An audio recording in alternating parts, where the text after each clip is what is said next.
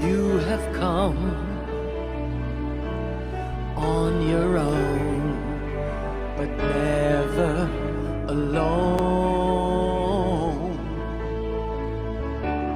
Through the rain and through the shine, here's your moment, it's your time. You stood tall and now you see, standing in your destiny. 100 women growing strong. 100 women where you belong.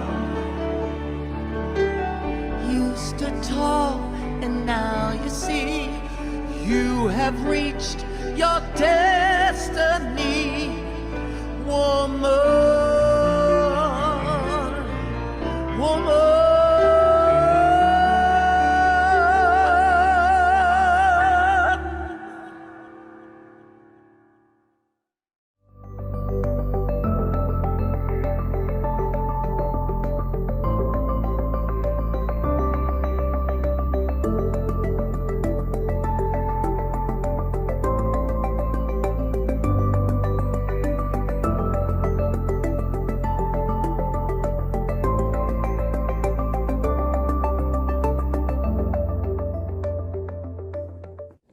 As people of African descent, we offer this land recognition in solidarity with the indigenous peoples of Turtle Island in the efforts and deliberate intentions toward decolonization. As people of African descent, we acknowledge the land of Turtle Island that sustains us, express deep gratitude to its indigenous peoples, and pledge to honor our dignity and divinity that ultimately connects us all. By Kay Johnson. Welcome to 100 ABC Fireside Chats. 100 Accomplished Black Canadian Women is a bold project initiated by co-authors and co-founders, the Honorable Dr. Jean Augustine, Dr. Denise O'Neill Green, and Donna Jones Simmons. Our mission is to celebrate and archive the professional accomplishments of trailblazing Black women from all across Canada. The goal is to create an ever-expanding database available for current and future generations via print media, public and private libraries, as well as our website, which is www.100abcwomen.ca. In addition to our fireside chats on topics that matter to our communities, such as education, healthcare, entertainment, creative arts, trade union, and so much more, we offer biennial book launching galas and biannual symposiums. The co-authors and co-founders would like to take this opportunity to thank each of you for attending today's fireside chat. We know that you will find these sessions educational and inspirational. So sit back, relax, and hear from our brilliant and talented honorees. Good day, everyone. I'm Donna Jones Simmons, co-author, co-founder, and architect of the 100 ABC Women Project. Today's conversation is about the educator's journey. They are different and intriguing. Let's get some tips and perhaps lessons learned from their education. Education is so critical today. Here to moderate this fascinating discussion and to gain some insights and helpful tips is Yvette Blackburn. Yvette is a 2016 honoree. She is a political advocate, community activist, leader, anti-racist consultant, educator, mentor, and influencer. Over to you, Yvette. Good afternoon, Donna. Thank you very much. And thank you to all of our viewers who are here with us today. Just a quick reminder that you can type your questions into the chat. We will monitor them. And when we conclude with some of our roundtable discussion, I will take some of your questions and present to our panelists, and we will go from there. All right, so this is also interactive for you. Without further ado, I have three esteemed ladies with me. So I'm going to first start. They will introduce themselves, and each will have a good 1 to 2 minute introduction there. So I will start with Miss Elise Harding Davis. Good afternoon, Yvette. It's a wonderful opportunity to chat with sisters about education and the different ways we can deal with it. I am a 7th generation African Canadian woman. I am a noted author, lecturer, and I'm known as an authority on African Canadian history internationally. I've traveled around the world, taught in many places, including Ghana, Africa, and I'm the mother of 3 grown children, grandmother of 5. I've had a very full life and am still very active in the education field. Thank you. And over to Miss Janice Clark. Some will say Janice. I've heard Janice. So you're going to clarify, Miss Clark Searles, as to regards to how we want to pronounce and should pronounce your first name. Thank you very much to you, Yvette, and thank you to 100 ABC Women. And it is an honor to be one of those women that have been seen, in my case, a retired principal, unsung hero, and a 2020 honoree. I was born and educated here in the city of Toronto, and I am what would be known as a 2nd generation Canadian. My parents were also born right here in Toronto. And it's very interesting because as I grew up, people would say, "Where are you from?" And I would say, "From Canada." Where? From the East Coast, from Nova Scotia? And then people would even continue. "Oh, you mean from the southern part of Ontario, from Chatham, from Windsor, from Dresden?" But I would say no. And sometimes as I grew older, I just would continue to say no and see what other things would be said, because it wasn't always appreciated and known that there were Blacks that were indeed born here in Toronto. So when I think back to my grandparents immigrating here in the late 1900s, so when we look at I would say 20, and then came here as individuals, met their mates, married, and then had their children, both my mother's side, my father's side. I think of all of those who came through that actually stood the test. They stood firm amidst all kinds of discrimination, which sadly we see now. But then when we think about the numbers of people who were of Black descent in the metropolitan city of Toronto, there weren't many. All families, as I understood, knew each other who were of color. I had the opportunity to go to schools that were in Toronto, into Scarborough as well, where we lived. And in my educational journey, I had the chance to be a teacher and then a chairperson, a guidance counselor, a vice principal, and a principal. And after 31 years, I would feel that I was very privileged to be able to retire and to retire on my own merit, my own decision, and still continue to influence. As I continued on, I was able to then be a course director for the Valuing Diversity course of George Brown College, and I enjoyed that thoroughly. I have to say that after that, I'm very pleased to have been acknowledged for the things that you do without wanting the acknowledgement, but from the Toronto Police Service with awards of excellence, and from our provincial member of parliament for the volunteerism. And I also would like to say too that the church has been such an influence in my life. I am married to a pastor, the Right Reverend Dr. Chester Searles, but long before I met my husband, I was in the church. And I say that because that was often the place where all would come around, the Blacks would be there, we would be able to appreciate the struggle and continue to give support. Okay, So we'll that hold is that to bring further into the experiences that you have, a long list of accomplishments there. So Andre, can you introduce yourself to our audience? It is a pleasure. Thank you so much, Yvette. A pleasant afternoon to you all, distinguished guests, family and friends, and guests around the world.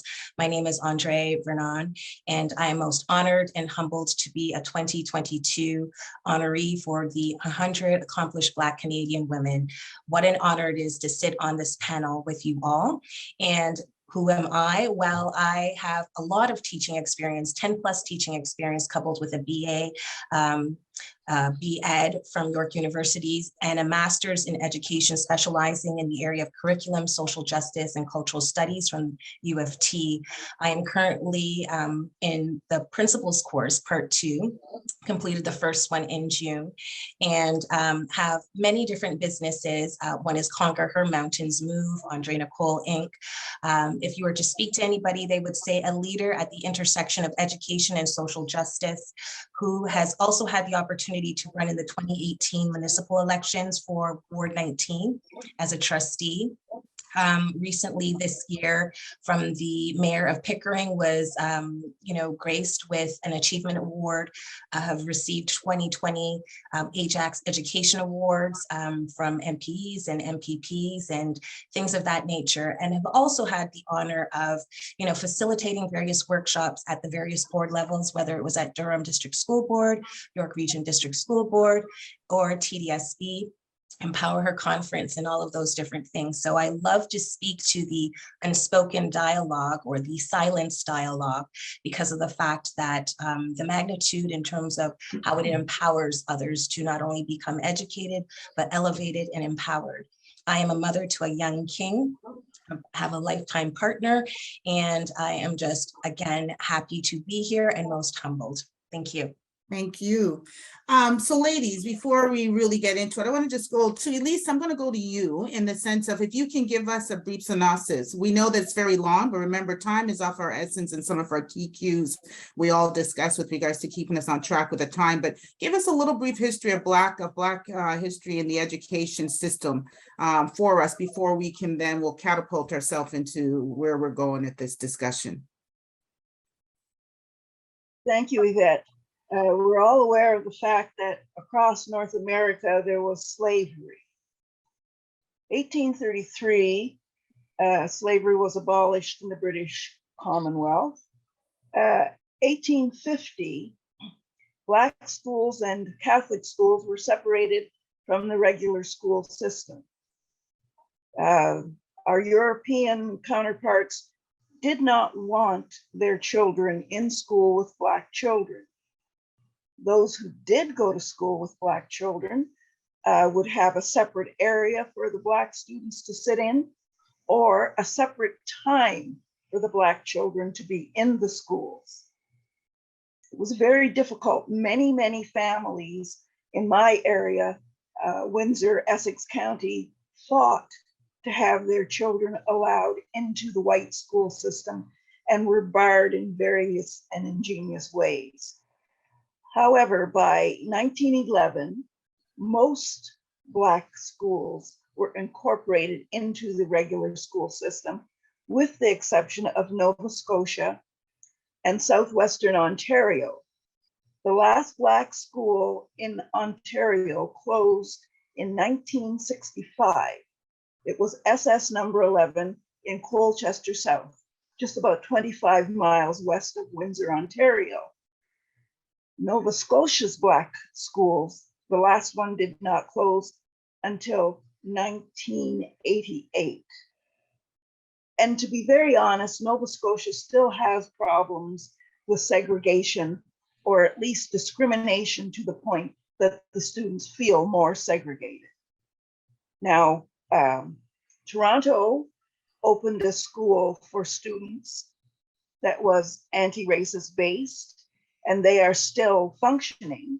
Although recently, I understand that parents from that school have been quite upset about the fact that as a separate school, they are not getting funding to do video prompts for their students. So it's been a long, arduous, and always contentious process to have Black studies in the schools. In 1999, my sister, Shelley Harding Smith, who's passed away, Canada's first Black female electrician, she was on the Windsor School Board, petitioned to have Black studies. 2007, I created a timeline for Black history, and a process called Roads to Freedom has been within the Essex County School Board. However, it's still a draft system.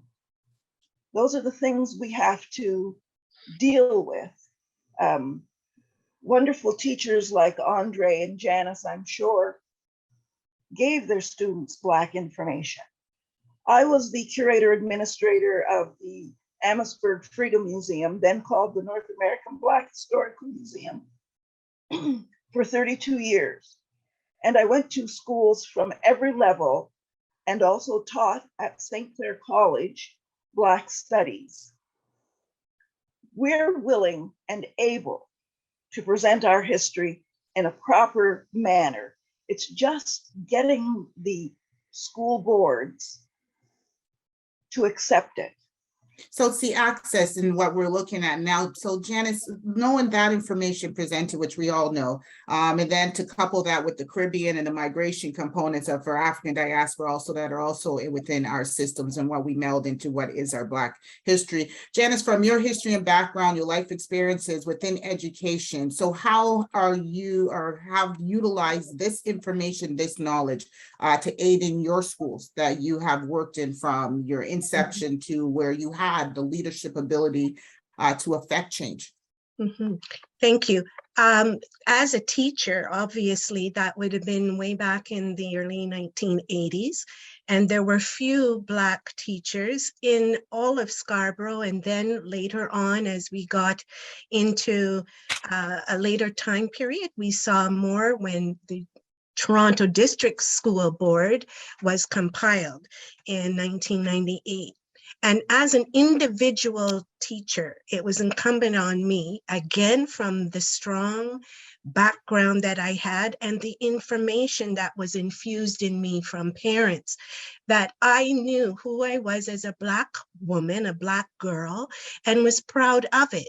I didn't see myself reflected in the curriculum. I didn't see myself reflected in the library books, but thank God there were ways in which we were able as a family to have that information given to me. As a teacher, there are all kinds of things that individual teachers can do. And I have to really emphasize this, because as a teacher, I was able to look at what is the actual subject that I'm teaching and what is it that I can bring to the fore through that subject. And there are things that are provided, the curriculum books, but there are other things that you can bring on your own to the classroom and affect that change. One thing that I can see is that the assumptions that nobody cares and nobody knows, it then becomes my task as the individual to be sure that I bring forward certain things to the students, but also to the teachers, and even as a teacher to the administrators at the time when I was a teacher. I know that there are many opportunities. I think of certain lessons that really still stand out in my mind over the time, and be able to say to others, well, here we have this happened. This is a sport. This is hockey. This was the NHL. Interesting that we say that now. This was the NHL, and this is a man that wasn't able to play in the NHL, even though he was lauded for all of his expertise in hockey. And I speak none other than the late Herb Carnegie, and how he began Future Aces because of what happened to him, where he could have stopped, he could have felt badly for himself continually, but he made a change and he brought forward the Future Aces Creed, which now goes through many schools, coast to coast and beyond. As a teacher, it's one thing. As an administrator, you have the opportunity to then hire. You have the interviews, you look for certain people, you see the diversity that you wish to have at your school.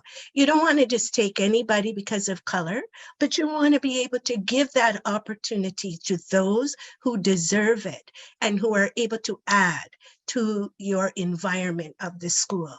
You hold people accountable, and I know we will be talking a little bit more about that, but as an administrator, you can't just go along to go into a school and take the easy road necessarily. And sometimes, yes, you have to stir things up, and some people may not like it, but it becomes your task to hold firm in what you are going to speak to and what you expect from not only the students, but the teachers and also the parent community. Okay, and Andre, hold hands because we're going to come back because you're Yeah. getting to the other route we're going. So Andre, in your sense, currently as an educator, to the point of what Elise and what Jenny's been saying in the sense of the curriculum, what's not there, what's missing, how do you bring in currently? So how do you supplement in your classroom and within your school? So basically, there was like a lot of similarities in terms of what Miss Janice was saying and Miss Elise. Currently, we're using technology to bring the outside inside in terms of current events. And if there were to be something that were to happen in the classroom in terms of using, or in the school, I should say, in terms of derogatory words per se, then I use that as a platform, as a learning experience. And so the word that I'm speaking about, it was Negro, the derogatory word for Negro. And I was actually asked to go into another classroom to speak about that. And I said I could understand in terms of their confusion because of the fact that they hear it in social media. They possibly heard it from their parents and or guardians. They themselves might have used it, but I gave them the history behind it. So I believe that, just bringing the outside inside. And when I say the outside, things that are happening so that they can relate to, things that are happening, researching. So for example, when they say Black History Month, Black heritage should be on a daily basis, right? And bringing all the different cultures and ethnicities and things of that nature to eliminate ignorance, whether it's Islamic month, whether it's Southeast Asian month, and also infusing that into the various subject areas of their lives, so to speak. So if it's math, okay, so let's delve a little bit deeper and see where these equations really stemmed from or where they were birthed. Okay, if we're talking about history, let's dismantle or disrupt the stereotypes that people would have of Black people. And let's talk about the inventors. Let's talk about the mathematicians. Let's talk about these amazing people from around the world that are in every area of a profession that are contributing. And so we use those moments, those quote unquote negative moments, to turn them into positive moments where they become a little more educated and a little more empowered under the realm of the curriculum that's mandated from the Ministry of Education, STEM, the science, the technology, the engineering, and the math, breaking the barriers, allowing girls to speak more to those things. Showing them that, Black boys or Black men have created these different things, and having those kind of little societies in our classroom to challenge the status quo and allowing them to have a voice. Thank you. What Elise was speaking to, and we all have touched on it though, but where we're missing curriculums, I think the genesis of what she's at is that we have curriculum that has been developed, or we have resources that have been developed, but many of our boards are still not incorporating them appropriately, right? So in 1 minute each, how do we try to ensure that we get the powers that be at the boards do a better job of incorporating those resources, purchasing the resources, bringing them in as participatory, just in case our audience isn't aware as to the different ways to get it in, because part of it is procurement is the roadblock, Elise, right? So even when you speak about Greater Essex County District School Board, whether you speak about Toronto District School Board, the Peel District School Board, Durham District School Board, procurement is part of the big roadblock. So how do we, or what is required to try to get them to purchase and incorporate the resources that we require? 1 minute, everybody. Elise, we'll go back to you first. Okay. Well, Yvette, first of all, we have to advocate constantly. Here in the Windsor, Essex County area, I deal with all of the school boards. I try to keep an eye on what they are teaching, what they say they are teaching, and what is really going on. I try to be involved with Black students, the administrators of all the different boards. I also teach Elder College, which is to people over 50 who are involved with the University of Windsor and Canterbury College, excuse me. We have to be very direct, in my opinion. I'm a diplomatic individual, but I am a direct individual. I've been in this game, as we call it, for over 50 years. And I have seen great progress. In grade 1, I was able to read the book Little Black Sambo. My parents worked with a group of parents to have that book removed from the school system. Every facet of education has a Black component that needs to be dignified and forwarded. And we can't sit back and say, well, look, we got administrators now. It's a wonderful thing that Janice became a principal. These things weren't happening when I was a young girl, but that is not enough. Okay, it isn't about tokenism. So what I'm That's hearing an from old you, ugly phrase. so advocacy and ensuring that we observe Yes, and pay feeling attention to what's happening. Andre, what are your points? Remember, 1 minute, everyone, because we have a lot to touch on. Time's going. So how do we get the resources and the different type of curriculum materials that are representative of us within the board? So we hear advocacy and making sure that you stay abreast of what is happening within the different boards as it is. Andre? Thank you, Yvette. And so if I could just go back to what you were saying before in terms of certain boards kind of withholding, I think it really depends on the administrator. I know that Ms. Elise had mentioned something in regards to that, but they are the ones who set the tone in terms of setting directions, the visions, building the relationships.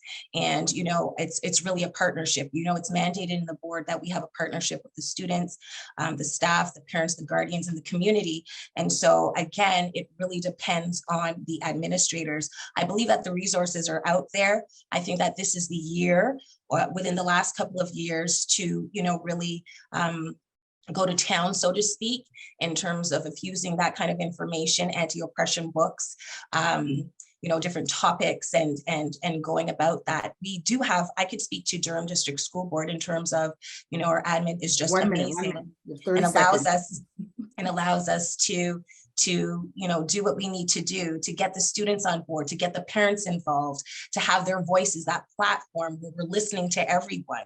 So it's there. It also depends on that teacher, that educator, because although these things have been mandated, there's protocols to teach from a lens of equity or inclusivity. It's not really happening, even from a teacher point of view as well too. So that's a whole realm of politics in itself. Thank you. And Janice, with regards to being able to get them into the board, because we're dancing different places, but how do we hold the boards to account? Well, we have a means, a political means to do that. First, as an administrator, now we go to superintendent and we go to our trustee. And this is an area that I find that is very difficult sometimes to maneuver, because there are those of us, as we said, not all those with the same skin are of kin. And the thing is, there are those that will tippy-toe. I've got mine, I made it, and so I'm going to ride it out. That we have many people that are like that, and they do not want to push the envelope. They don't want to take the actual risk because they're afraid for their own selves.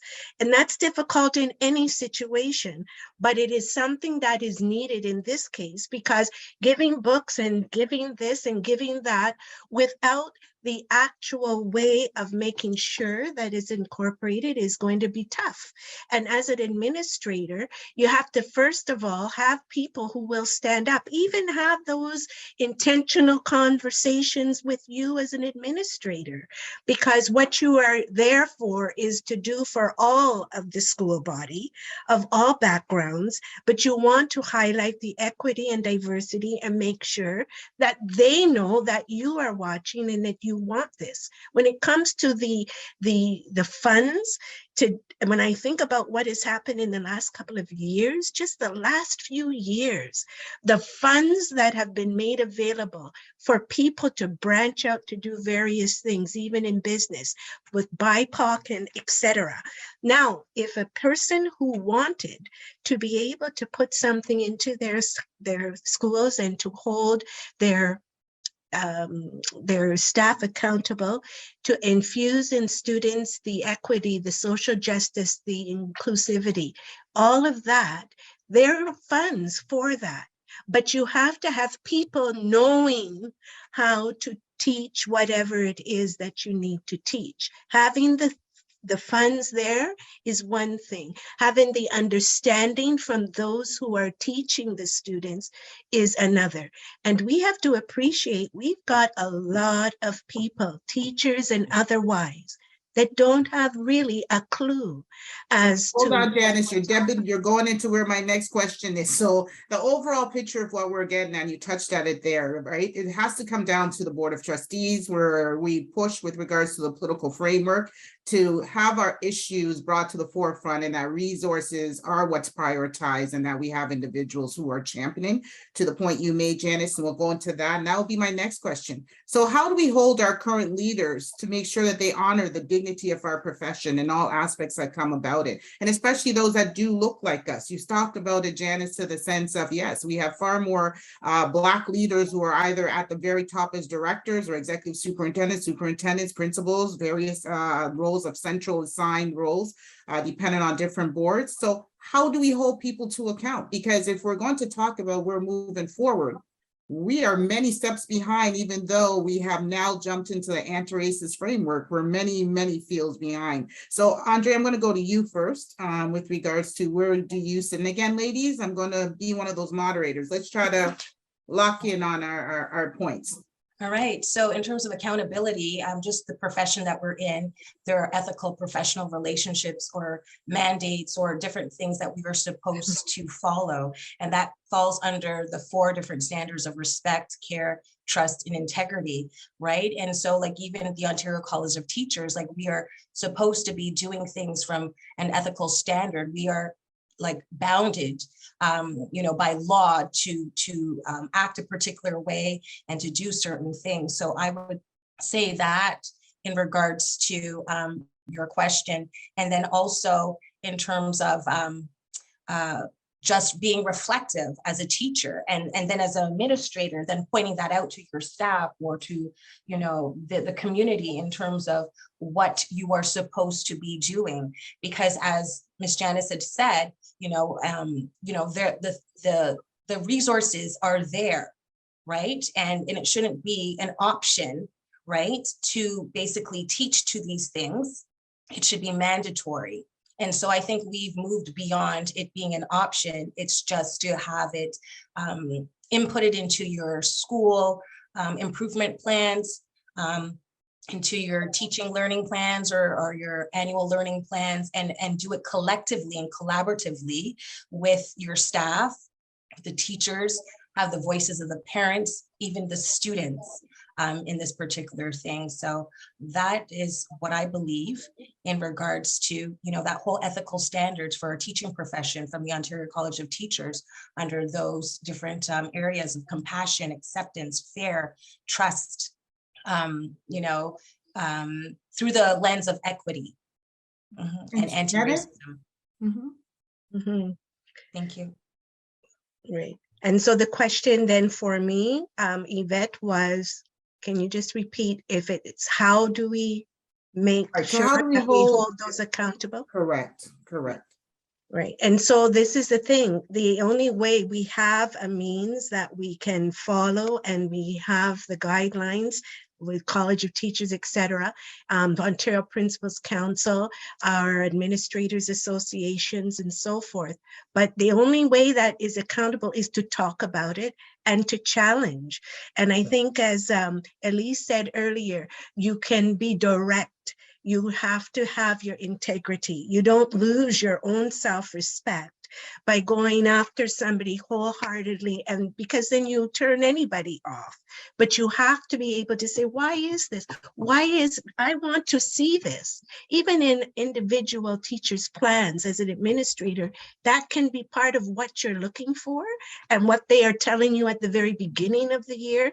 This is what I'm planning to do, which everybody has to do an annual learning plan. Then you look at it and you make sure that it's followed, but in it, that you see these things that are there and that students are able to, you don't always assess how a teacher is doing when there is an actual evaluation time and they know when that evaluation date is that you will come into the class and sit and make your notes and watch a lesson.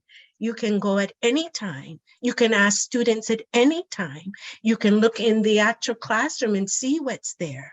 And we have to be able to see that because again, there are those that you might presume people should know, but they don't recognize that they're not doing and they don't know. And so you have to keep on. And that's something that, and remember, equity is something that we're dealing with in a curriculum base. Doesn't mean only the books and the lessons. It's everything to do with the school in itself. And you have to listen to the parents. And as Andre said, the trust has to be there as well. So. Very good. Elise?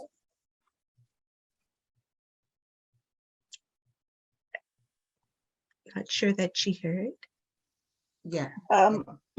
Yvette, I have a poor connection, but I would like to urge all educators to contact the Greater Essex County District School Board and get a copy of their curriculum and then build on that in their own areas and be cohesive in teaching.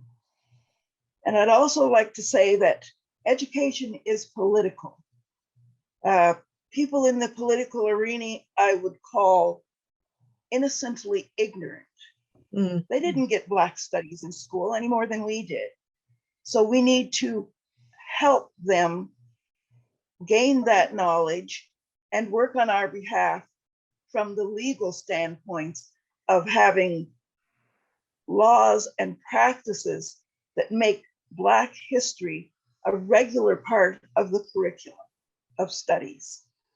So with that, Elise, I'm going to jump to then back to Janice. Janice, so what are the important things that educators then need to consider and understand when we're talking about equity, diversity, and anti-racist frameworks within education? So we're there, right? So what needs to be understood? So Elise is telling us make sure that you as educators clearly know your curriculum, know how to embed within your curriculum what's required. But from the larger context to this question to you first, what needs to be understood when we as educators or individuals within the educational system are dealing with equity, diversity, and anti-racist frameworks?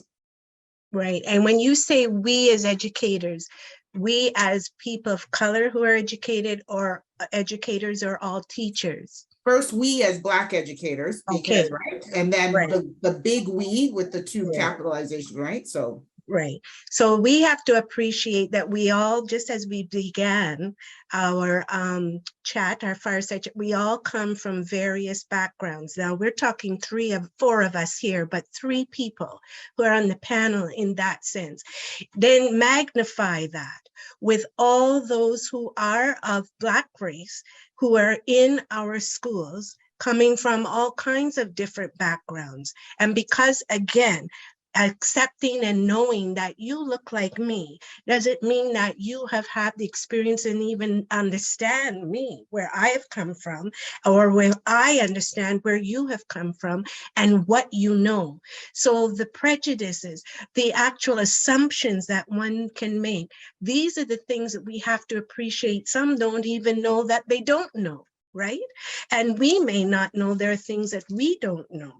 So in a effort to be able to make that a cohesive unity in a school, etc., there are only certain things that as individuals we can do, but you continue to bring things to the fore all of the time, and you begin to showcase as well, not to show off, but to make sure others are appreciating what you are doing.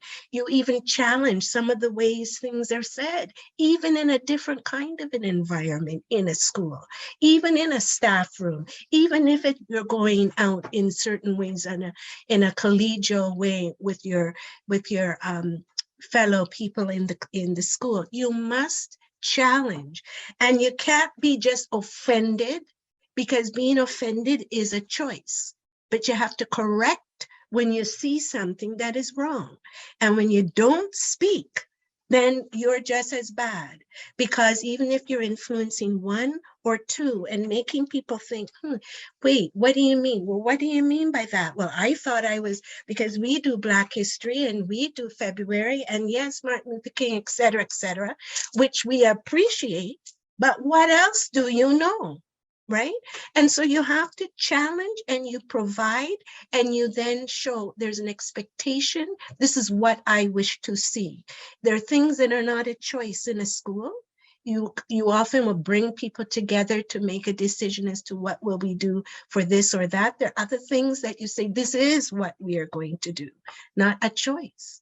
So it is it's a difficult road. The struggle is there. Nobody is going to discount that, but it's important that we continue to keep it up, because as we go, we want the others to be able to do just exactly the things we're trying to do, because it will never end. And we have to be having our finger on the pulse. Elise, your perspective as to what needs to be understood and considered by educators within the system?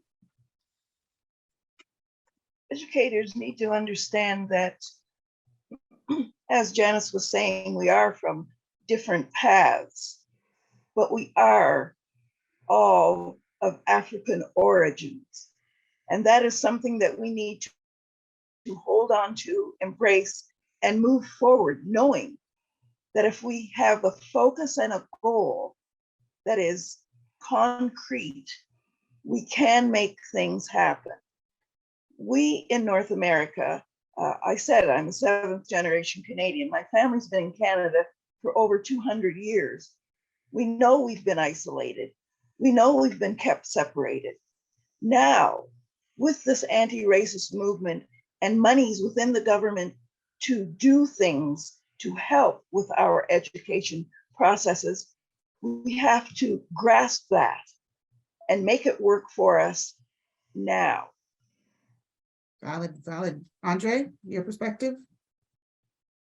Yes, thank you so much. So I believe that it first starts with these courageous conversations. And again, it just all stems down to respect and building relationships, and, just asking yourself, do I really know the difference between equality and equity, right? I know that everyone has heard this, and if not, then equality is just giving everyone a pair of shoes. Equity is giving a pair of shoes that fits. And so even if we want to speak about that from an educator standpoint of view, it's like, we have all these, we are teaching our students, we have resources. However, when we tailor them to one's multiple intelligence, the different unique ways or differentiated learning, then that's equity. And then even in regards to anti-racism, like, we have to have these courageous conversations about one's attitudes, one's beliefs, speak about stereotypes, speak about discrimination, speak about prejudice, bring that into the classroom in our media literacy, courses, or just through conversation. So just as how Miss Elise and Miss Janice had said, we could see those kind of things in textbooks, but what are we hearing in the halls? What are we seeing? What does it feel like? What does it look like? What does it sound like? And I believe that, once we are able to come from that common ground of respect, even if it is something that people are not seeing eye to eye, then at some point down the route, the road, there will be some kind of understanding. So I feel that it needs to dismantle all of these stereotypes and attitudes and beliefs and just do it. And these conversations happen not only at home with the parents and the guardians, but also with our students. They have a lot and they want to know so much. They have a thirst of knowledge. They are like sponges in regards to what they absorb. And their voices are just as powerful. So they are our future. And so that's what I believe needs to happen. Courageous conversations on so many different levels. And the points raised are all very valid, and we hope that we can, be able to expound on that as we move forward further. A lot of the problems, though, is that individuals, I think it was Janice had pointed out this, that some people get offended, right, and don't know how to take that offense, as rather than let me figure out how best do I work forward, because anti-racist work is about being intentional, right? It's not about trying to, it is not about trying to navigate the waters of a colonial system to try to gain your own personal forward movement or trajectory. It's about shifting the tides to make sure that everyone is rowing appropriately, right? And where those ones may need an extra oar, they get the extra oar, or those that need to have their ship sculled, then we scull that ship altogether, right? And you bring them forward elsewhere. But with that point now, let us go in the sense of, I know, Andre, this is an area for you. We've come out of the 3 years with regards to the online learning, and we see that for the most part, it is the Black, Indigenous, and racialized students that have been greatly impacted, as well as our Black and racialized workers, as in our fellow colleagues or educators, who are impacted both with either you want to agree with the mandates or non-mandates, but the stress levels that had to deal with being online, working with families, taking care of families, making sure to deal with children, the issues that were happening with children. And we see that a lot of the scores have suffered, in particular the math scores, right? And even if you looked at GPS with Fareed Zakaria this morning, the US was just highlighting too that their math scores plummeted, right? They already were weak with math, but their numbers have dropped. And I'm sure the our Canadian numbers would show the same. So I know that's an area of interest for you. And when you're speaking about equity, so what do you think we need to do to try to best now aid our students to try to get them back on a forward movement to try to increase our scores? Right. Thank you so much for that question. Just in regards to, when you make your classroom or your school community and or environment safe and fun and conducive to learning, then you will see results. And so even just in regards to equity in math, just in terms of how it's approached, a lot of the students basically had fears and phobias where math is concerned. Something as simple as calling them mathematicians, it changes them and they want to learn, or just allowing them to sort through different things. So having those math groups, listening to their voices in terms of what are their fears. And I'll just give you a quick example in terms of at the beginning of the school year, me asking the students, well, what are your math experiences? How can you relate that to a game, whether it's a board game, a TV show, or whatever it may be, to talk about the negative and the positive, and what are you, so holding them accountable, just as how we are accountable as educators or school leaders, what are you going to do to make sure that you can navigate to, so that it's an area of growth? And so in the classroom, I've just seen an increase of interest in terms of that, and taking it to a different level where we have like the learning buddies. We call them learning buddies because it's not just reading buddies, where where the students are the ones who are researching the different books that are related to the different strands where math is concerned, getting them excited about STEM, about science, technology, engineering, mathematics. We heard Miss Elise talk about her sister, who was like the first Black woman who was an electrician, pardon me, I believe. And so getting them excited about these things, bringing media, social media. So when we talk about how school has changed, now we are able to bring the world to our classroom at our fingertips. And so where equity, where math is concerned, I believe it's not just the students' voices that need to be heard, because if we talk to our parents and guardians, you have a conversation with them, they themselves had a fear of math, and the reason as to why I had that particular stance, and I know my parents are watching, is because of a grade 5 teacher in that classroom. It was a lot of fear. And I said, I would never want that for my son, nor would I want that for my students as an educator. I want it to be fun. I want them to know that math is everywhere. And so when you approach it that way, then their outlook to life, where math is concerned, whether it's financial literacy, getting them interested in studying stocks and watching what that looks like in a week's time, making that reality, bringing the outside world inside to the classroom and making it relatable and letting them know that, hey, I'm a human being too. I'm not perfect. I'm a person of purpose. And so here are my feelings. This is what it used to be where math is concerned. And look where I am now. And so I've seen a change in regards to that in terms of, again, equity, giving them the resources, giving them the math manipulatives, giving them the Chromebooks, giving them the board games, allowing them to play chess, because that's logical thinking, that's deduction of reasoning and things of that nature. So that's what I would say in regards to your question. Thank you. Janice, can you tell us, so what do you see in the sense of trying to be able to increase our scores? I think a lot has to do as well with what we have with the partnerships with home. I know that in the schools, as was said, there are so many things that are available to our students through the funding, etc. But the key is that there has to be that partnership, and you want to be able to see those lights turn on in a student's mind.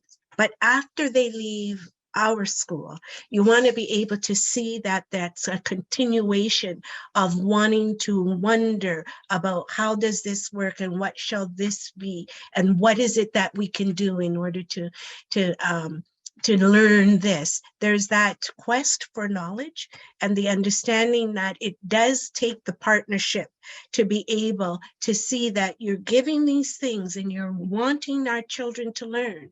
And you have to have the people behind the scenes in the schools to be able to foster that learning environment. But you also want that community, those teachers that need the support from the home, and the home that needs the support from the school, to be able to see that it continues for that thirst of knowledge.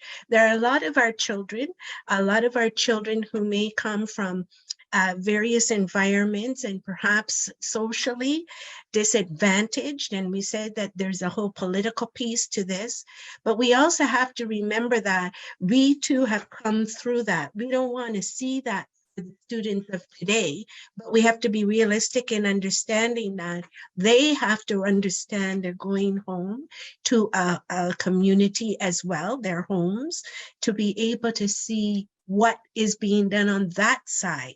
Because a lot of times the infusion of what you want to see can be girded by somebody else saying something different outside of the school. And we can only do what we can do, but we want to see that parents appreciate and understand, because sometimes there's a need for parents to be brought in to be understanding what is happening in the school, not just on a curriculum night and not just at an interview time, but throughout, so that they can continue that. They see it as beneficial. They see things that are important beyond what they may have known. And Elise? Well, Yvette, as Janice is saying, teachers have their focus. Those of us behind the scenes in the education system and the community have a responsibility to do the things that allow them to be able to teach appropriately. We are the ones that should be out there looking for other ways of getting funding, talking and partnering with political entities. And I want to say something that I hope everyone will understand. We have a fabulous framework in our grasp if we deal with the truth and reconciliation process. It is tailor-made for Black improvement. We have been underappreciated, undereducated, and underfunded from day one, similar to our Aboriginal brothers and sisters. And it's something that we can use to our advantage right now when the spotlight is on anti-Black racism to help our own people across the board. I sit on a provincial board for the Alliance of Healthier Communities, health centers, because without health, we have nothing. And we have not been appreciated or dealt with properly in the medical field either.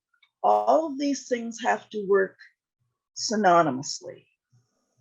I give great respect to Janice and Andre and yourself, Yvette, for the wonderful things you've done in the education field. I work in these other areas as well, diligently, to try to make sure that our platform is not snatched away from us. So education as a whole touches every facet of other professions, right? We are the bridgers in the sense as to how others, whether go towards nursing, engineering, law, whichever the case might be, all students all come from the educational framework as to their base foundation. We've touched on a few things in the sense as to where individuals, how we need to work as a group, looking at equity, finding ways in which resources can be brought into our different boards, because we have different boards have their different priorities, but it still comes down to one. If you have racialized students, we need to make it a priority that they are brought up to speed, because as noted, underserved individuals will continue to fall behind and lack in their academic success, because we know our students have great prowess and they have great intellect and just have been kept behind based on, the systemic and institutional racism that exists. One of the questions that was put into the chat, though, I think maybe it was sprung a little bit from Andre, what you had put forward, but there was a question about how do we hold teachers to account with the OCT. However, I was just going to put on my former executive hat here. That's not our role.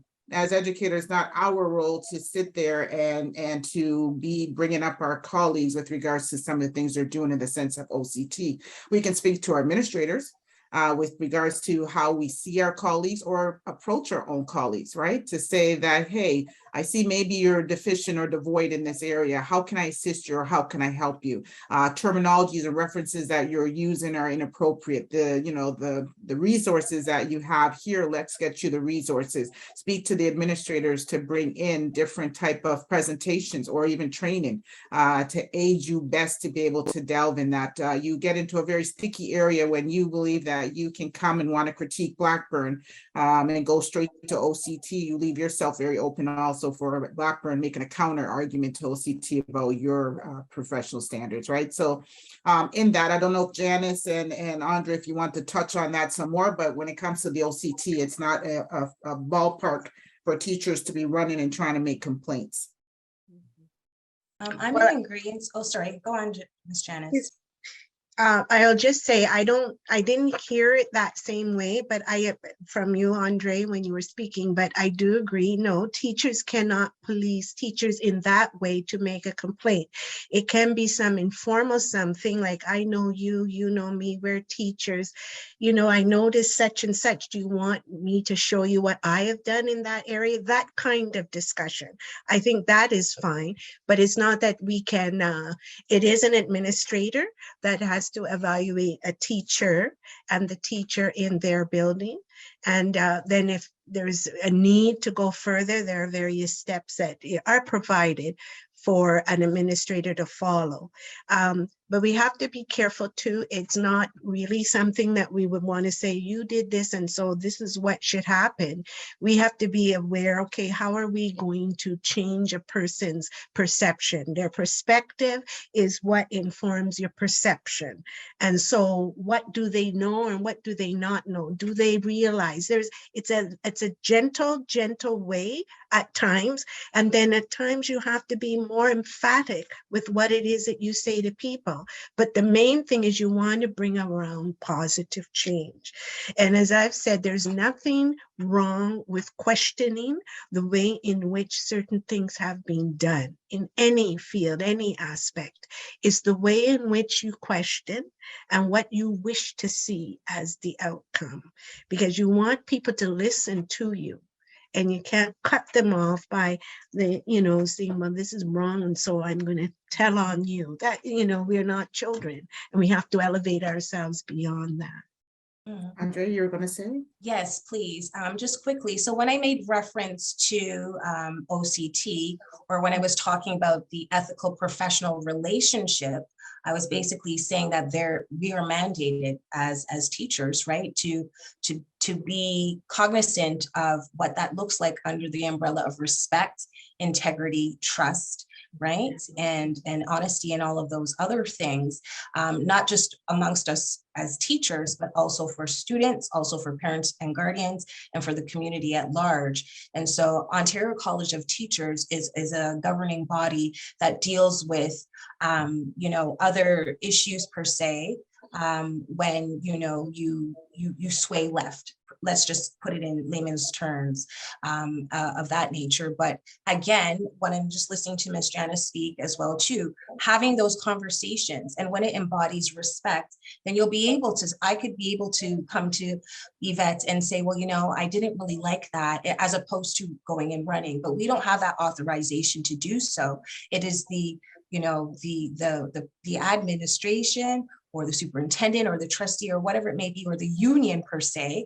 But the only reason as to why I brought up those standards of care is because we are supposed to remember that on a daily basis. That is who we are within our profession. And so we are bounded ethically to do that. So I was just saying, someone had posed that in the chat. It wasn't off of what I said, since you said OCT, it may have sprung that into the person's mind. But I just want to correct, every educator can still complain on another educator, right? So it's not that it has to go through, but what the main thing is, it's not a practice that anyone wants to start, because people need to remember the door swings both ways, right? So moving forward now, so as we're getting to coming down to our last half, and I'm going to give you guys more room to speak. What do you want to see as a change in the system? It could be from what is currently happening. It could be what you think we are devoid of, what we're missing. But what do you want to see in the next, let's not even make it 10 years, in the next 3 years? What do you want to see happening in education? Andre, go back to you first. Thank you so much. I believe all of us have been speaking to that. And even your question, Yvette, in terms of what would we like to see, first you said 10 years and then 3 years. To be honest, we've been having the same kind of conversation as it relates to anti-oppression, equity, for decades, more than 2 decades, right? And so we had all the documents, the policies, and the guidelines. But again, because of that lump sum of money, and because of the time and the climate, then the spotlight is on these particular issues and things of that nature. So what I would like to continuously see is the direction that it is going. I can't speak for every board, I can't speak for every school, but I can speak for my school, or the administrators that I've had the pleasure of being blessed with and working with, because of the fact that they walk the walk, they talk the talk, they breathe. Their words, their actions, and their thoughts encompassed equity, inclusivity, Indigenous peoples, as Ms. Elise was speaking about as well too. It is now mandated. All the documents have that, in terms of whether it's, we started with the land acknowledgements. Do we even really understand what the land acknowledgements are? Yes, we're living on certain islands and things of that nature, but do we know about the treaties? So that's another platform where history is concerned, where I get to teach to that. Our class has our own treaty. classroom Treaty of 227, we do come into this agreement, so we speak about that, what that kind of looked like. So I would say that it is going in the right direction. It took a very, very long time, but it's going in the right direction. And we, have a say along with our students. And I keep on saying it's very repetitive of parents or guardians, the community. We have a say. We have a say in terms of the direction that we would like to see. And we have all those tools, those tips, the techniques, and the resources to navigate through, this new future where education is concerned, to do what we need to do. And even if we didn't have the resources, we can just speak to daily, things that are happening and go back to the ministry guidelines, the expectations.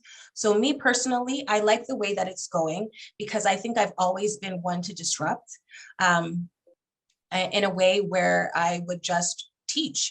Okay, so you're presenting First Nations individuals as such.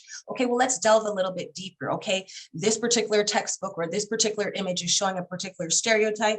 Let's talk about stereotypes. Let's talk about biases. Let's talk about discrimination, and let's dismantle that. Let's deconstruct these concepts that we have, and using that as a platform. So again, I attribute that to my parents, just as how Miss Janice had said, it started from home. My parents originally are from Jamaica and came over here at a very young age. But in our household, I learned about the Marcus Garvey, the Malcolm X, Lincoln Alexander, Métargent. Every African, Canadian, or Black individual, we knew about it, to the point where teachers would always say to my parents, why is she always writing about this? So now it becomes normalized. Now it's justified. All those things that we were doing before, we can now do them. It's there. And so I will continue to disrupt and continue to allow the students to have a voice and to know about the things that were pushed or brushed underneath the carpet, because that's how they become empowered. Thank you. Elise? Janice? No, Elise. We'll go to Elise. I'll come to you last. Elise? Okay, I didn't. I want what I've always wanted, for Black studies to be integral to the school system. I've watched from childhood being set aside, being ignored, being told that my only history was slavery, knowing better, and being determined and diligent in working to make sure the rest of Canada knows that that is not the case either. I want my grandchildren to be prideful of who they are. And when I say my grandchildren, I mean all children. This isn't exclusive or a set aside. This is an absolute part of Canadian history. And without Black history, history is incomplete. The Black thread in the Canadian tapestry helped to build this country and has contributed in every way possible. And to have our history simply and gently enfolded in the rest is what I am looking for and have been fighting for. I want teachers of my color. I never had one when I was in school. I want young people who are Black but don't look Black to be able to take pride in their Blackness, because it is every bit as great as the European or the Oriental or the Aboriginal side of their genetics. I want us to be a group like this 100 accomplished Black Canadian women who can stand hand in hand and walk together and honor people like Jean Augustine and honor people like Desmond, Viola Desmond. When you hold a $10 bill, it is currency of the land and it is a part of our structure. Those are the things that I want. And I want to see myself be respected for fighting to have Black history a part of the regular school curriculum. Very good. Janice? Mm. All of what my fellow panelists have said, I would echo.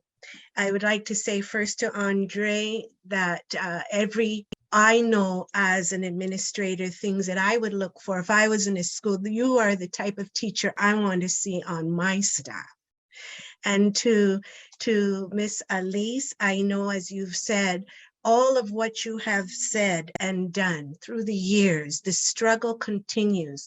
And it's like that spiritual walk together, children, don't you get weary, because there is a great camp meeting in the promised land. And we have to look at the generational knowledge like you, Miss Harding, have shown to us and others that we know, parents and grandparents, and appreciate. They didn't struggle for nothing. There are things they didn't get to do. So it's incumbent on me, it's incumbent on those who are their legacy to continue to move forward. And sometimes it's sad, we gotta fight to be able to make that change. But I am pleased to be who I am. I am pleased that I was endowed with that from parents who have long since passed away, 36 years and 30 years ago. And to see that there are many things I accomplished they didn't see, but in a different way they did see, if you can understand, from on high. And we, in our own way, have to make that distinction so that somewhere along the line people say, yeah, that teacher, I had her, I had that principal, that is what they taught me. Because we want to make sure that our children are secured in who they are, whatever background, whatever shade of Blackness they are. And we want to make sure that they themselves, as they grow older, don't just discount their background, because there are a lot of us that are trying to make sure it continues. And there are those that had the opportunity, came from many generations, and who've kind of slipped back, and they don't want to bother to be able to bring to the fore the richness of their heritage. So that is what I would want to see. It's hard to in a nutshell, to say how that's going to be accomplished. But it takes each one step by step to stand and make their voices heard for that, the betterment of the kingdom. I wanted to say, as I would say in a church, but for the whole community and environment. Fantastic. So ladies, I'm going to go to some of the questions now from our audience. And some of it can be, again, not knowing our teaching framework and the pedagogy and what we look at, but there's a question that is coming from Andreas. And do you think maybe the education curriculum for teachers need to address different way of instruction that address some of the issues we are seeing with our school today? This would give upcoming teachers the strategies needed for today's classroom. I know we're doing that in nursing, and I think it's easy. I guess the pedagogy framework is not understood as to within teaching, but I will toss that back to anyone that wants to take this question, and then we'll keep moving. So whoever first wants to take it. I would like to speak to. I would encourage you once again to get a copy of the Greater Essex County District School Board Roads to Freedom Black Studies Curriculum Guide. You will see some of those things are addressed in that framework. Okay. And at least right now, though, aside from going to Greater Essex District County, so are they the ones that have ownership of it, or is this not your document? It's their document at this stage. Okay. And it is, you have to go through the Greater Essex County District School Board to get that information. However, there are people like myself who do have valid and respected information that can be enfolded into different school board curriculums, because it's each school board makes the decision what material they're going to accept or not accept. People like me who are user friendly, who can help you to do that. Okay, all right, Andre? Yes, thank you so much. So just in regards to Andrea Nagy, pardon me if I didn't get the surname correct, just in regards to the different ways of instructions, that is happening. So even if we want to talk about like the Ministry of Education, the expectations, let's use math as an example. So they have something called the SEL, the social emotional learning. And so let's say that, you know, you're giving your students some math equation or problem or whatnot. They are basically checking in to say, okay, well, how did I feel at the beginning or before this particular equation was shown? How did I feel during, and how did I finish after, or how did I feel afterwards? And so teachers are, you know, trained in different ways to recognize the multiple intelligences, as they call it. Some are visual learners, some are auditory, some are musical, some are bodily kinesthetic and have to move around.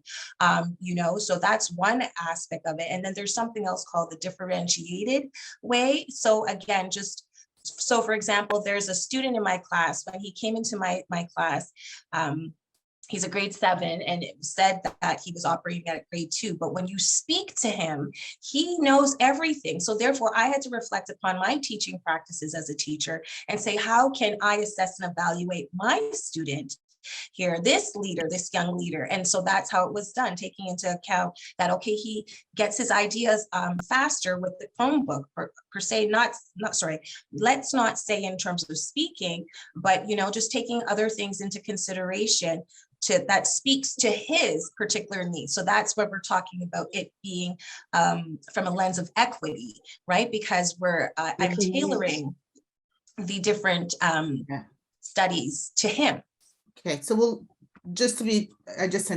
so I get your point in the sense of, you know, if we do differentiate, the majority of teachers should know to differentiate. They should make sure that they're looking at the different multiple intelligence of the children are there. Another question I was asked is with regards to they want their children to know their identities. And I think that goes to the conversation that we've been having throughout this whole session, right? So Janice, if you want to touch on that, what more do you think, if you want to reiterate some of her points that we feel education, I think Elise has been very clear with the sense of making sure our history is incorporated into our various curriculums and the instruction that is given. But Janice, give it to you. Well, I would agree there. I mean, the instruction is there, the curriculum, but before a child even comes to school, they come from a home, right? And so it's very difficult for a home not to be validating who that child is. Now, of course, children come usually, those who are born, they come at 3 or 4 years old in a junior kindergarten class. But it is as that time goes along, they're learning, but the home has to continue to validate who they are from the beginning. And it's a very difficult way. I think I understand the question when we hear students have to understand who they are and see themselves reflected. They want to be able to see themselves valued. They want to hear certain things being said to them like everyone else that validates them. But the thing is, it's very difficult to say who you are. Means you have to be able to come with something. And then as you are trained in school, even with Black studies, let us say in the curriculum, and see yourself reflected and see all these marvelous people reflected in the Canadian environment, in the North American, in the world environment, you still want to see that the home appreciates as well what Blacks bring to the table as a race. And to see that is an important piece, because that's when children then become very, very confident in themselves. Anything less than that, they waver. And that's where we come into difficulties. So I would say a lot has to do with the home-school partnership. Yeah, because I think I'm, you know, again, those are the questions that were asked in the chat that I just presented forward, right? But it still comes down to many of our Black parents are not engaged in the system, right? And it's for a multitude of different reasons, right? Either from the workload with regards to having to have multiple jobs. Again, the trust component that's there. Many parents have been given trespass notices because they've been advocating for their children. language barriers, a multitude of issues. So what would be your call to action or support message to parents as we start to wrap up here? Because many of our parents are not even aware of the curriculum, and to just say go read the curriculum, it is They would. very lengthy. Every single one of our subject matters with regards to the expectations, even we as teachers sometimes will skip off some of what we're looking at. So what is our message to our parents in the sense of, one, supporting your child to have that love, that nurture and care? I think, Janice, you started with it starts from home. It's that support that you continue to have. How do they advocate for their child at the school, or how best to reach the school? Just some nuggets for our parents to take away for us to go forward. So Elise, I'll start with you. Well, because so many of our parents are wounded from generational racism and discrimination, it is a little bit harder for them in some instances to be able to support their children. We need to encourage our parents to see themselves as a better self, to see their Blackness as something to take pride in. It's a full circle process. We can't help our children to know themselves if we don't know ourselves. However, reversing that, when we teach our parents to respect and appreciate themselves and each other, then they can imbue that into the children. My mother and father were business owners. We're very proud of being Black people. My father made very good money doing electrical business work for other minorities that in the 1950s and 60s, European business people didn't want to deal with. We have to look into ourselves and support ourselves. And again, as Janice said, the church was so vitally important. When we came to Canada through the Underground Railroad, the first thing we did was build a church, which was used as a school and a place to socialize and learn how to function in society. Some of that still needs to be dealt with. Some of it is still very, very needed. Our social groups have broken down. We had Prince Hall Masonic Lodge. These are all things that kept us united and supported us in a way that gave us pride in ourselves. And we need to rebuild those structures in a world that is so busy. I understand, but here's a group, 100 accomplished Black Canadian women, who is doing just that. Janice? I agree with all of what has been said so far. And I think one has to know themselves in order to be able to infuse any change in others. I believe the community is so much a vital part. The church is a vital part, and it is something, and I say the church, and I'm talking about traditionally what we know as the churches that might have been seen as Black churches coming from the Underground Railroad, etc., from all the various ports and beyond, where we see this is a community when other things were going awry on the outside, when the workplace was not treating properly, when things were happening in the schools. The church had the way in which bringing people together and being able to assist in knowing how to, even our children, when I look at what you learn, even to be able to stand firm and speak to people, a lot of that comes from the training that came from being at a church. And so it's important that we continue that. When we look at Canada, we have to have those same people that have been around to continue the fight and to keep these places afloat because it has been difficult to do, because others have kind of dropped off on the scene and others have been able to come forward. And the next thing you know, something has happened to what is known as that church or that church. Apart from religion, it is important for us to hold our community members, but the politicians accountable for what we need to see, and that we have those who have been elected to government and so forth working for us, because there are more than there used to be, but still are they working for us? They have to work for all, but what about those of the Black race? And so we can continue to keep moving. I believe that's the only way we can keep that afloat. And Andre?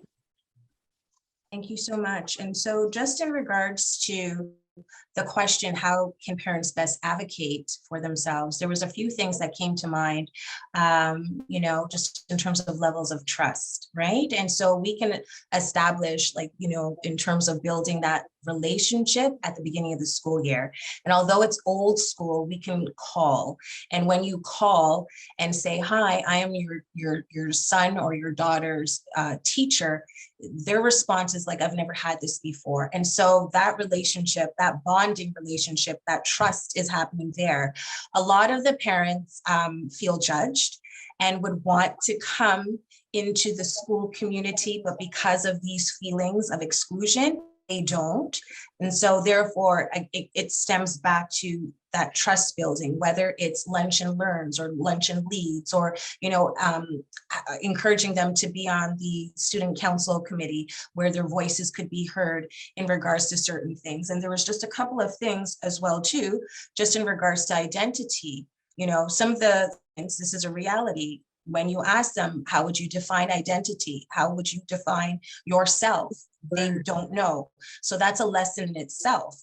And not only are the students not knowing, some of their parents are not knowing. And there's some students and our parents that don't identify as being Black. So that's a lesson in itself in terms of building self-confidence, building one's self-esteem, because when you have that foundation of your identity, then it is very strong, as Janice was saying, in terms of standing firm, right? So those are some of the things that I would like to mention. And even in terms of the literary society, I think it was Goldie Muhammad that was talking about the Black literary societies that they had before. It wasn't just to read, it was to gather together to discuss certain things. And so what comes to mind is in terms of, okay, what are we going to continue to do to ensure that our students are successful and be reflective upon access in terms of achievement, in terms of identity, and in terms of culture of power. We need to have that at the forefront of our teaching practices or whatever we do on a regular. Thank you. Ladies, this has been fantastic. And I just want to add to some of the pieces for our parents, right? So our parents, one, encourage them to always attend their child's school. The building is their building. It belongs to parents. So parents need to contact their child's teacher, set up regular meetings, find out about various instruction that is being offered, the grading on tests, the evaluation, the assessment process, get engaged again to parent council, attend trustee board meetings, listen to what is being stated at trustee meetings. In particular, hold your trustee to account if they're talking about budgetary items, if they have specialized committees, join those committees, because they should have community committees to which parents all should have access. It's not just appointed. So numerous things as parents get involved and really champion that advocacy to make sure your voice is heard and that you are at that table. And I would encourage more Black parents to continue to run for positions of trustees so that you can get yourself fully involved. So Elise Harding Davis, thank you very much for continuing to be a champion in the realm of Black history and ensuring that it is embedded within our curriculum, in our culture, in our society as a whole. Ms. Janice Clark-Sorrells, I still have my Jamaica and Janice part of the Janice. Thank you for always being a phenomenal educator. Continue to speak and hold in the aspect of also the church within the framework of your conversations to bring people together and to galvanize individuals.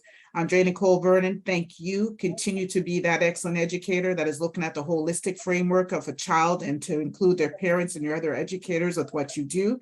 I see you ladies continuing to do phenomenal work. You continue to bridge that divide. You're always looking out to aid one another. So I hope we can continue to collaborate, see you being successful in all of your measures and continue to bring others along. So with that further ado, please enjoy the rest of your weekend and much success. Thank you Thank so you. much to you, Yvette, for moderating and doing a fabulous job and being in the trenches in many, many capacities. And it was an honor to be here with you ladies as part of the Fireside Chats for 100 ABC Women. So to all of you. Yvette, it's wonderful. I want you to know and realize that having watched you grow from a young woman to a competent woman thrills my heart. Thank you. And again, thank you so much. Just echoing what, my fellow leaders have said. Thank you so much for giving us this platform to, shine upon, the journey of an educator. So thank you so much for what you do, Miss Yvette, for your voice, your phenomenal expertise in terms of summarizing and getting to the points, the important points as it relates to our future and education. And thank you. I want to thank everyone for tuning in and giving up your time. We know that you could have been somewhere else, but you're here. That means you have a great interest in seeing that we go forward and build as a community and a collective. So thank you. And to you also, enjoy your weekend and all the best with your future endeavors. And we see you on the next series of the Fireside Chats. And I know Donna has put in the next round for next week. So see you then. Thank you. Bye-bye.